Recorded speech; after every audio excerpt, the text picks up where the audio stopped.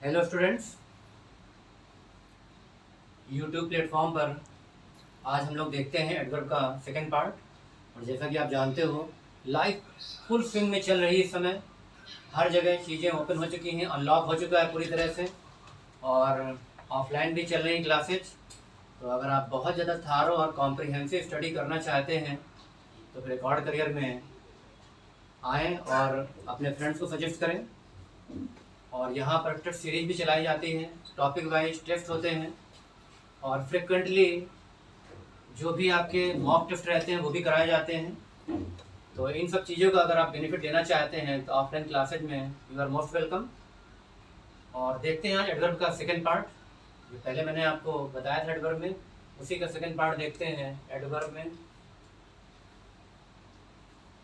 क्रिया विशेषण बात हुई थी, इसमें वर्ब की मीनिंग ऐड कर रहा था या फिर कुछ और चीज़ें आई थी। यहाँ पर मैं आपको बताता हूँ एगो और बिफोर। एक तो ये देखिए इनमें डिफरेंस क्या है। जब भी लॉन्ग टाइम की बात करते हैं, जब भी आप लॉन्ग टाइम की बात करोगे तो एगो का इस्तेमाल करते हो। जैसे many years ago, long long ago, उस कॉन्टेक्स्ट में इसका इस्तेमाल करते हैं। और बिफोर का इस्तेमाल करते हो शॉर्ट वाइल या शॉर्ट टाइम के पहले बात हो रही होती है, शॉर्ट टाइम या शॉर्ट वाइल रहता है, उस कॉन्टेक्स्ट में हम इस्तेमाल करते हैं बिफोर का। जैसे ही केम टू इंडिया, वह भारत आ गया था। और 10 ईयर्स, अब यहाँ पर बिफोर नहीं चलेगा, 10 years ago. I entered the class और हाफ एन आवर। अब एगो न लगाएं, यहाँ पर बिफोर को वरीता दे दें तो half an hour before. Be careful, जब भी इंटर लिखा रहता है, प्रवेश करने की बात हो रही होती है तो फिर इंटर के बाद कोई प्रीपोजिशन हम नहीं लगाते हैं, ये ध्यान रखोगे। अगर इंटर या रीच का इस्तेमाल करते हैं तो इस चीज़ को ध्यान रखोगे, ये डू नॉट टेक प्रीपोजिशन, इनके बाद हमें प्रीपोजिशन का इस्तेमाल नहीं करना है।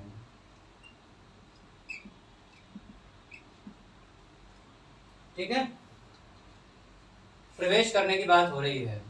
इंटर से बनाते थे इंट्रेंस हो जाता है और एंट्री हो जाता है, रीच माने पहुंचना होता है, तो ये आ जाता है। तो long long ago, many years ago, उस कॉन्टेक्स्ट में 2 डिकेड्स एगो, उस कॉन्टेक्स्ट में लगाते हैं।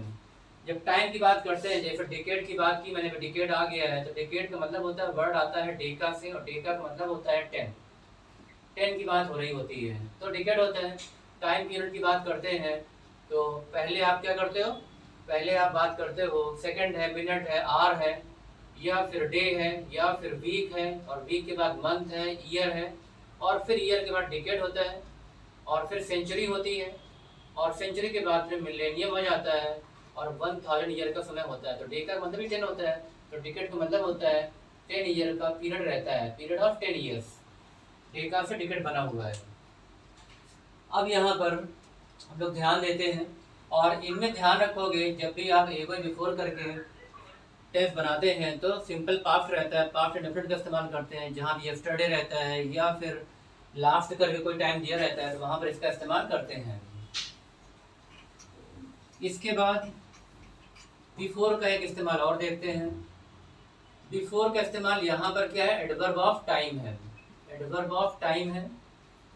और बिफोर का इस्तेमाल कंजंक्शन की तरह जब करते हैं तो बता चुका हूँ आपको पहले कॉन्सेप्ट में, वर्ब के साथ भी कॉन्सेप्ट में और कंजंक्शन वाले कॉन्सेप्ट में भी। अगर बिफोर से 2 सेंटेंस ज्वाइन करते हैं, बिफोर के पहले वाला किसमें चलेगा, बिफोर के पहले वाला सेंटेंस चलता है पास्ट के परफेक्ट में। If 2 actions are shown happening one after another, ये 2 एक्शन होते हैं एक के बाद एक, तो फिर जो एक्शन पहले हो रहा होता है उसको रखते हैं हम पास्ट के परफेक्ट में, यानी हेड के साथ रखते हैं। और जो एक्शन बाद में हो रहा होता है उसको बिफोर के बाद रखते हैं, और ये बिफोर के बाद वाला सेंटेंस सिंपल पास्ट में चलता है। इस चीज़ को बहुत ध्यान रखना। स्पॉटिंग एरर में, मिस्टेक्स में आ जाता है, सेंटेंस इंप्रूवमेंट में आ जाता है, फिल द ब्लैंक्स में आ जाता है। देखते हैं सेंटेंस।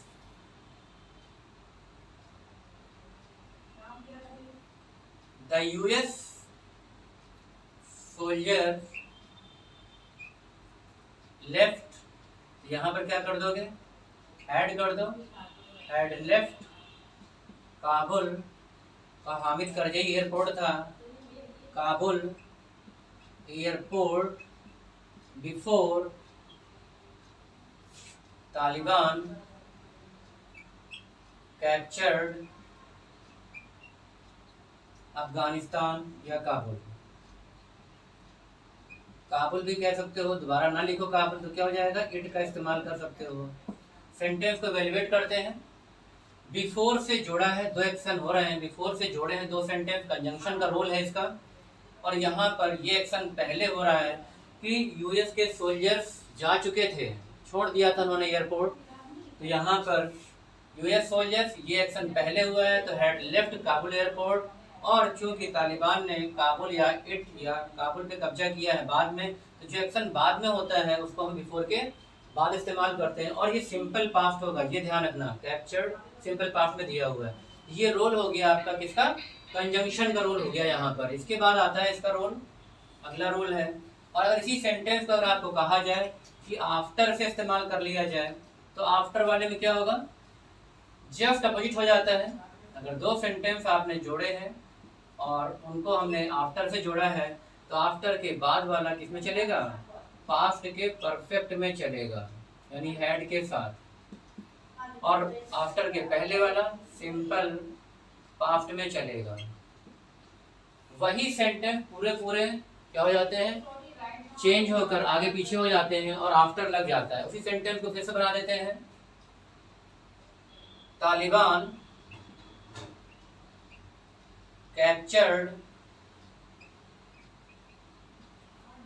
काबुल। अब यहाँ पर after, Taliban captured Kabul after the US soldiers, जो अमेरिका के सैनिक थे, हैड लेफ्ट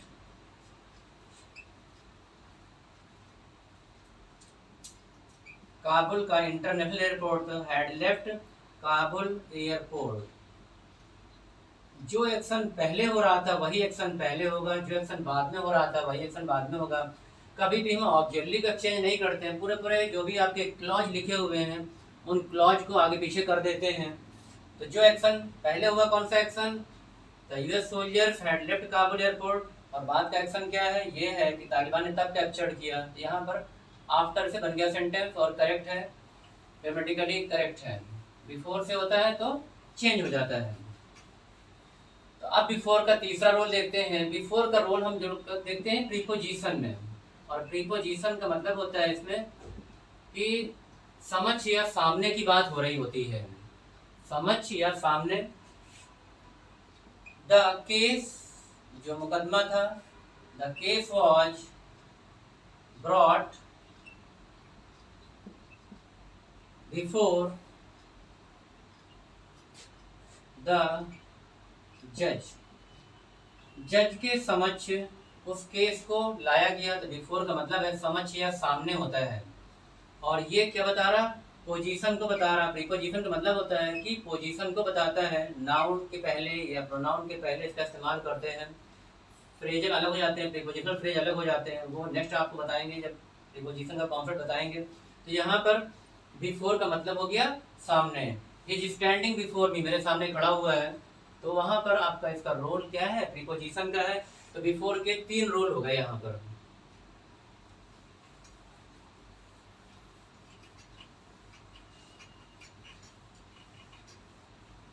इसके बाद आपको जो प्रेजेंटली था, जिसको फोन कहा गया था, इस तरह के सेंटेंस होते हैं तो जनरली हम फ्यूचर टेंस में इस्तेमाल करते हैं। फ्यूचर टेंस ध्यान रखना, प्रेजेंटली का मतलब होता है जल्दी ही, और यही जब सेंटेंस हो जाता है एट प्रेजेंट, तो एट प्रेजेंट का मतलब होता है वर्तमान में। ठीक है, प्रेजेंट की कई मीनिंग आती हैं। तो प्रेजेंट का मतलब हो जाता है कि जो चीज़ें करंट में रहती हैं, वर्तमान में रहती हैं, चल रही होती हैं। करंट कहाँ से आता है, करेंसी से आता है। मुद्रा की बात होती है, चलन में होती है, वो करेंसी होती है। ये करंट है, एक करंट और होता है CURRANT, और करंट का मतलब होता है किशमिश, और ये कहलाता है आपका जो ड्राइड रेजिन रहते हैं उनको कहते हैं current CURRANT। Water current, electricity current उस कॉन्टेक्स्ट में आता है। करंट अफेयर्स होता है तो प्रेजेंट मतलब हो गया वर्तमान में, पहला मीनिंग हो गया। दूसरा मीनिंग आता है प्रेजेंट माने होता है अपोजिट ऑफ एब्सेंट।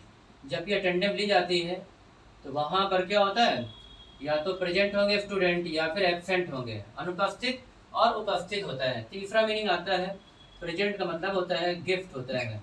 किसी को आपने प्रेजेंट दिया है, बुके दिया है, कोई भी उपहार दिया है तो वो भी कहलाता है प्रेजेंट। और एट प्रेजेंट है तो वर्तमान की बात हो रही है, ये ध्यान रखना, एट लगा देते हैं इसके पहले, और अगर प्रेजेंटली है तो सून का इस्तेमाल होगा। For example, the CJI chief justice of India will take a decision regarding snooping case of Pegasus, जो पेगासस कंपनी है इजराइल की, और प्रेजेंटली इसका मतलब है शीघ्र या जल्दी, फोन भी लगा सकते हो यहाँ पर, जल्दी ही CJI डिसीजन लेंगे स्नूपिंग केस। स्नूपिंग का मतलब होता है स्पाइंग, जासूसी के मामले में जल्दी ही लेंगे। स्नूप से बन जाता है स्नूपर, और स्नूपर का मतलब हो जाता है स्पाई, जासूस होता है, जिसको डिटेक्टिव या स्लूथ कहते हैं, SLEUTH। तो ये हो गया आपका प्रेजेंटली है तो इसका मतलब है फ्यूचर में चलेगा, और जल्दी ही या फ्यूचर में जल्दी चीजें हो रही होती है वहां पे इस्तेमाल कर लेते हैं इसका।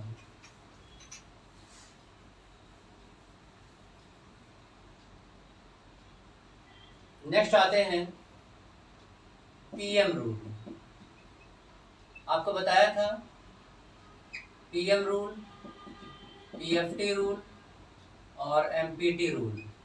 इसके पहले जो मैंने एडवर्ब का फर्स्ट पार्ट बताया था उसमें आपका जो एडवर्ब ऑफ डिग्री की बात हो रही थी तो वहाँ पर क्या था, एक फेयरली हो गया था, एक रादर था, इनका इस्तेमाल हो रहा था, और एनफ की बात हो रही थी। देख लेते हैं इनको। फेयरली का मतलब होता है पॉजिटिव मीनिंग में इस्तेमाल होता है, कुछ अच्छा हो रहा होता है, पॉजिटिव अप्रोच लेके काम कर रहे होते हैं, उस कॉन्टेक्स्ट में she is fairly beautiful. But लगा दिया है, बट का मतलब होता है कंट्राडिक्शन चालू हो गया है, कंट्राडिक्शन में बात हो रही होती है। She is fairly beautiful but her daughter is rather ugly. Negative meaning, beautiful positive meaning, तो फेयरली लग गया। यहाँ अगर रादर लगाएंगे, रादर ब्यूटीफुल, तो रॉन्ग होगा। और यहाँ पर अगर हम रादर के साथ ब्यूटीफुल लगाएंगे तो रॉन्ग होगा। रादर अगली चलेगा और ब्यूटीफुल के साथ फेयरली चलेगा। फेयरली को अगली के साथ नहीं लगाना है। सिमिलरली एक सेंटेंस और देखते हैं। Amit is fairly wise. ज्यादा के लिए बात हो रही होती है, मीनिंग को बढ़ा देते हैं, एडवर्ब ऑफ डिग्री है ये। तो अमित इज फेयरली वाइज, फिर लगा दिया बट का मतलब जो बात आप पहले कर रहे थे कंट्राडिक्शन है, अपोजिट बात होने जा रही है। बट हिज ब्रदर और इज रादर स्टूपिड। तो ध्यान रखना, अगर स्टूपिड की बात हो रही है, नेगेटिव मीनिंग है यहाँ पर, तो क्या करोगे, यहाँ पर आप रादर का इस्तेमाल करोगे। और वाइज पॉजिटिव मीनिंग है तो यहाँ पर फेयरली का इस्तेमाल करेंगे। रादर और फेयरली को यहाँ पर इंटरचेंज नहीं करेंगे, otherwise this sentence will be wrong. तो ये ध्यान रखना, फेयरली और रादर में यही है। जब भी सेंटेंस में आपका रादर या अदर आ जाता है, अगला एक स्पॉटिंग एरर का आता है रूल, इसमें वो अलग केस रहता है। रादर या अदर फॉलोड बाय देन आता है, ये ध्यान रखना। और अगर नथिंग एल्स मिल जाए आपके सेंटेंस में, स्पॉटिंग एरर किसी भी तरह से आ सकते हैं, तो nothing else is always followed by but और नॉट बाय देन। अगर सेंटेंस में आपको नथिंग एल्स मिल जाए तो आपको क्या करना है, आपको चेक करना है कि सेंटेंस में देन आया है या बट आया है। अगर देन आया है तो दैट विल बी रॉन्ग। फिर इसके बाद रादर या अदर में क्या चेक करना है, रादर या अदर में देन चेक करना है। अगर बट आया है तो बट रॉन्ग होगा। ओके, नेक्स्ट आते हैं एनफ में। एनफ का मतलब हो गया क्वांटिटी की बात हो सकती है, नंबर की बात हो सकती है, ज़्यादा की बात होती है। और इसका दो रोल रहते हैं, एक तो इसका रोल रहता है एडवर्ब का, एडवर्ब ऑफ डिग्री भी है, और एडजेक्टिव का भी रोल होता है। तो डिफरेंस क्या है देख लेते हैं, और कैसे इस्तेमाल करोगे, बहुत इंपॉर्टेंट है ये। सेंटेंस इंप्रूवमेंट में रिलेट हो जाता है ये। फॉर एग्जाम्पल,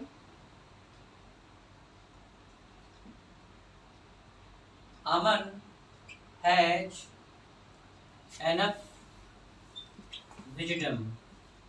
विजडम क्या है, विजडम है नाउन। एनफ का रोल क्या हो गया यहाँ पर, एडजेक्टिव का। एनफ का रोल हो गया एडजेक्टिव का, ये ध्यान रखना है यहाँ पर। जब नाउन को मॉडिफाई करता है एनफ तो कहाँ पे आएगा, तो नाउन को मॉडिफाई करेगा तो उस नाउन के पहले आता है। तो अमन हैज विजडम, तो एनफ विजडम एडजेक्टिव का रोल हो गया। इसी सेंटेंस को चेंज कर देते हैं, अमन एज और वाइज लिखा तो वाइज क्या हो गया, वाइज ऑलरेडी एडजेक्टिव हो गया है। और किसको मॉडिफाई कर रहा, अमन की विशेषता बदला रहा था, अमन इज वाइज, और ज्यादा वाइज है तो वाइज एनफ। अब एनफ किसको मॉडिफाई कर रहा, वाइज को, तो एनफ का रोल क्या हो गया, एडवर्ब का रोल हो गया। और एडवर्ब ऑफ डिग्री है जो मीनिंग को बढ़ा रहा है यहाँ पे। कुछ सेंटेंस और देखते हैं तो क्लियर होगा आपको। जैसे कहा गया,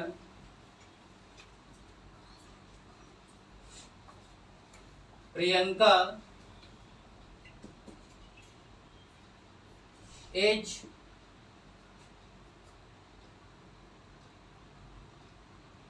ब्यूटीफुल, और एनफ लगाना है तो कहाँ लगाओगे, एनफ यहाँ पर आ जाएगा।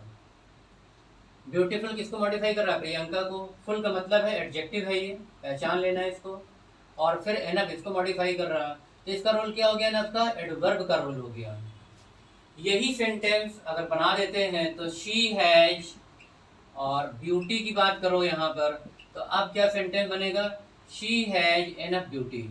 अब ब्यूटी क्या था, नाउन है, और एनफ ब्यूटी को मॉडिफाई कर रहा है, तो क्या हो गया, ये इसका रोल हो गया एडजेक्टिव को। जब एडजेक्टिव को मॉडिफाई करता है तो ये हो जाता है। जैसे अगला सेंटेंस आपने देखा होगा, मोस्टली आता है कि काइंड एनफ या एनफ काइंड, क्या रिलेट करेंगे। जैसे बात करते हैं, द हर्मिट, जो हर्मिट था वॉज, और काइंड एनफ। अगर एनफ काइंड लिख दोगे तो गलत हो जाएगा। काइंड हर्मिट की विशेषता बदला रहा, तो काइंड का रोल क्या है, एडजेक्टिव का है। और एनफ काइंड को मॉडिफाई कर रहा, तो एनफ का रोल क्या हो गया, एडवर्ब का। ठीक है, अब इसके बाद इसी सेंटेंस को ही हैड और काइंडनेस कर दिया है, नेस लगाने से नाउन में कन्वर्ट हो जाता है, तो ही हैड यहाँ पे क्या लगा दोगे, एनफ काइंडनेस।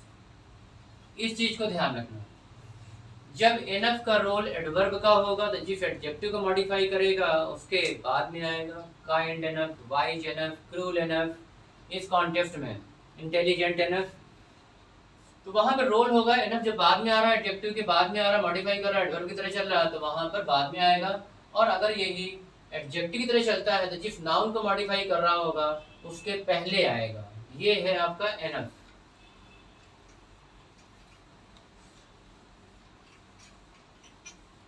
नेक्स्ट आते हैं पीएम रूल। और पीएम का मतलब यहाँ पर हम बात प्राइम मिनिस्टर की नहीं कर रहे हैं।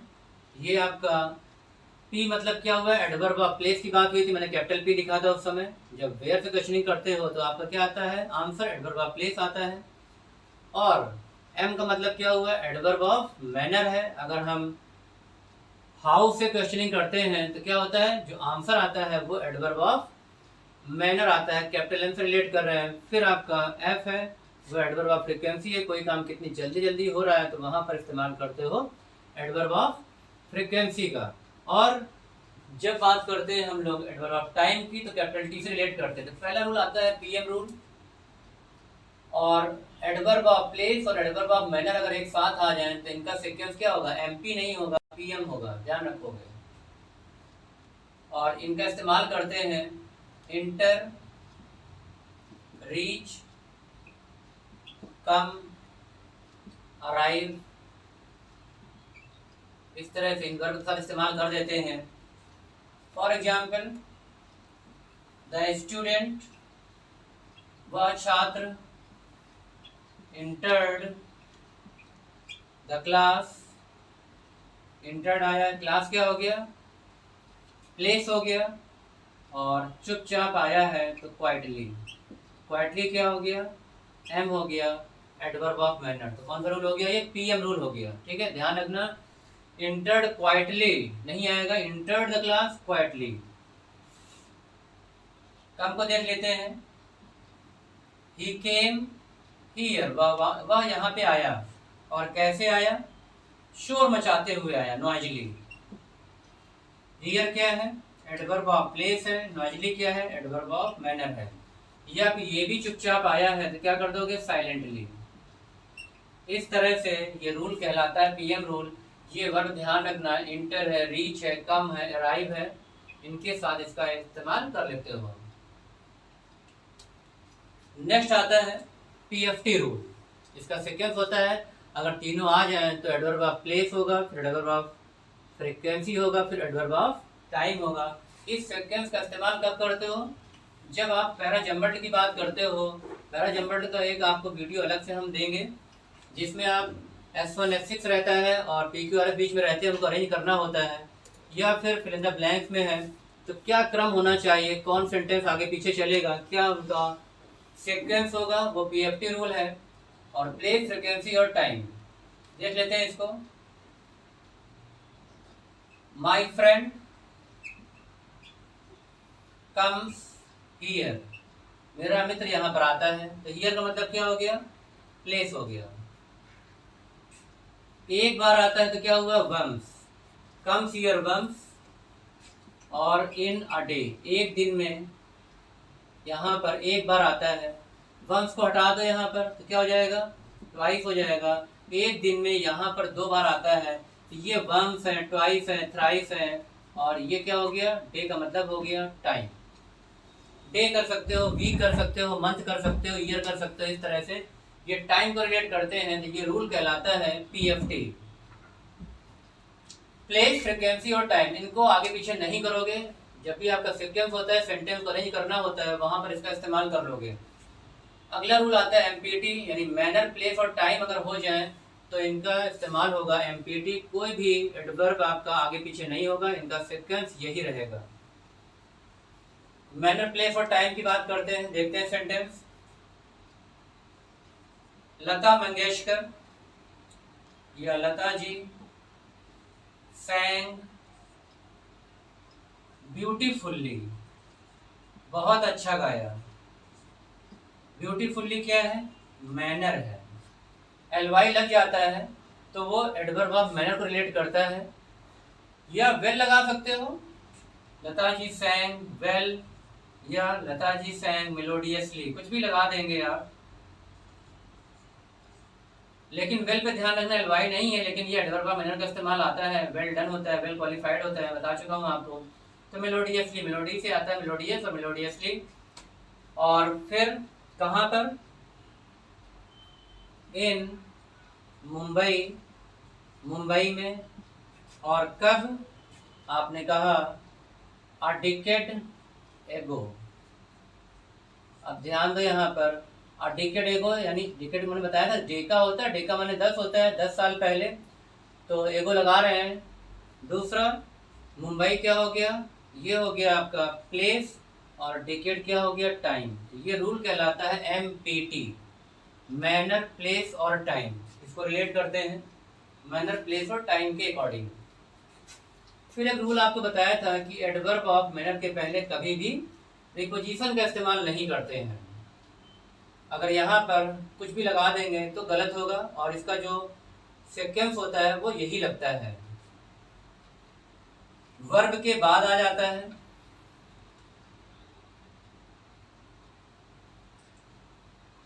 एमपीटी रूल में। एक और देखते हैं, शी डांस्ड बैडली, उसने अच्छा डांस नहीं किया। और सी डांस्ड, यहाँ पर इसको क्या है, वर्ब है, और ये एडवर्ब ऑफ मैनर है। बैडली किसका एंटोनिम है, वेल का है। बताया था आपको गुड और वेल में डिफरेंस क्या है, और बैड और बैडली में डिफरेंस क्या है। तो शी डांस्ड बैडली, अब यहाँ बता दो कहाँ प्लेस, किस प्लेस में। तो आपने कहा इन द ऑडिटोरियम, ऑडिटोरियम में। और कब, यस्टरडे। यस्टरडे का मतलब हो गया कौन सा टेंस है, यस्टरडे का मतलब है सिंपल पास्ट है। ये हो गया एम, इन द ऑडिटोरियम प्लेस हो गया, और यस्टरडे हो गया टी, दैट इज टाइम। और ये रूल लग गया यहाँ पे एमपीटी, एमपीटी रूल, ये आता है आपका एडवर्ब में। इसके बाद अगला रूल नोट करोगे आप, here, there, today, tomorrow. Tomorrow को कभी कभी मारो भी लिखते हैं, MORROW। और यस्टरडे, इनके पहले प्रीपोजिशन का इस्तेमाल नहीं करोगे। ये रूल आता है, no preposition is used before here, there, he came here, I went there, और टुडे, टुमारो और यस्टरडे। इस रूल को ध्यान रखोगे।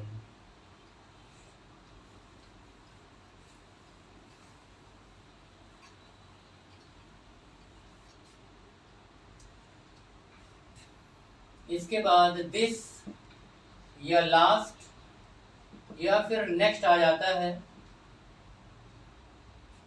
तो फिर वहां पर प्लस एडवर्ब ऑफ टाइम दिया हो। तो अगेन इसके साथ रूल क्या है, नो प्रीपोजिशन, किसी भी प्रीपोजिशन का इस्तेमाल आप नहीं करोगे। He came this evening, they came, they will come next morning, इस तरह से। लास्ट इवनिंग, तो जब भी एडवर्ब ऑफ टाइम दिए हों दिस करके लास्ट या लास्ट मंडे को आया, तो वैसे अगर मंडे होता तब तो ऑन मंडे कर देते आप।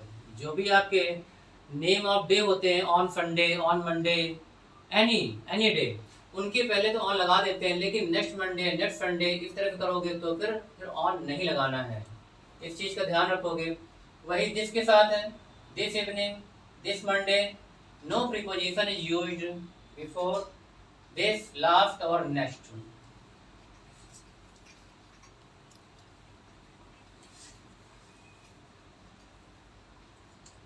अगला देखें, रूल ओनली करके अगर टाइम दिया हो, जैसे ओनली यस्टरडे,